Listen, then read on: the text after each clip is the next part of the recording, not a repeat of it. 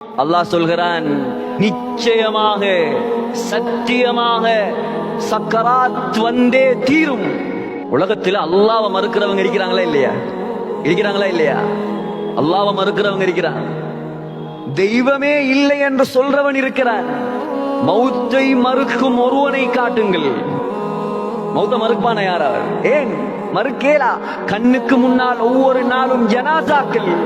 அதான் ஹாரூன் ரஷீதுடைய மகன் சொன்னார் சக்கராத்துடைய நேரத்தில், யா சாஹிபி, ஏ நண்பனே தோழனே, லா தக்தரிர் பிதனஉமின், உலக இன்பங்களை கண்டு ஏமாந்து விடாதே. உலக இன்பங்களை கண்டு ஏமாந்து விடாதே. வல் உம்ரு யன்ஃபது, வயது முடிந்துவிடும்.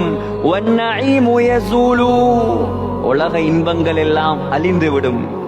அற்புதமான ஒரு வார்த்தை சொன்னார், وَإِذَا حَمَلْتَ إِلَى الْقُبُورِ جَنَازَةً, ஒவ்வொரு நாளும் நாம் செய்யக்கூடிய காரியம், மனிதனே நீ ஜனாசாவை சுமந்து கொண்டு செல்கிறாய். சுமந்திருக்கிறோமா இல்லையா? எத்தனை ஜனாசாக்களை சுமந்திருப்போம், எத்தனை ஜனாசாக்களுக்கு பின்னால போயிருப்போம், எத்தனை கபர்ல இறங்கி இருப்போம். சிலர் வாப்பாட கபர்ல கூட இறங்குறல்ல, பயம். இவரை இறக்குவாங்க, இவரை இறக்குவாங்க. சிலர் வாப்பாட கபர்ல இறங்க மாட்டான். ஏன் கபருக்குள்ள இறங்குறையா? சிலர் மையவாடியால போக மாட்டார்கள். சிலர்கள் மையவாடிக்கு பக்கத்தில் இருக்கிற கிழங்கு கடையிலையும் தின்ன மாட்டாங்க, பே வந்துருமாம். அல்லாஹு அக்பர்.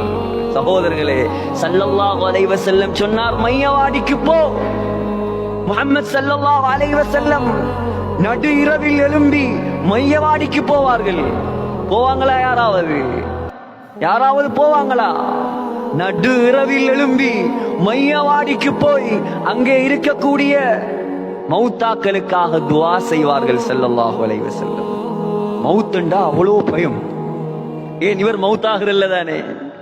சொன்னார் ஹாரூன் ரஷீதுடைய மகன், وَإِذَا حَمَلْتَ إِلَى الْقُبُورِ جَنَازَةً, நீ ஜனாசாவை கபிரிஸ்தானுக்கு கொண்டு சென்றால் மனிதனே நன்றாக ஞாபகம் வைத்துக்கொள், فَإِنَّكَ بَعْدَهَا مَحْمُولُ, உன்னையும் ஒரு நாளைக்கு இப்படித்தான் சுமந்து செல்வார்கள்.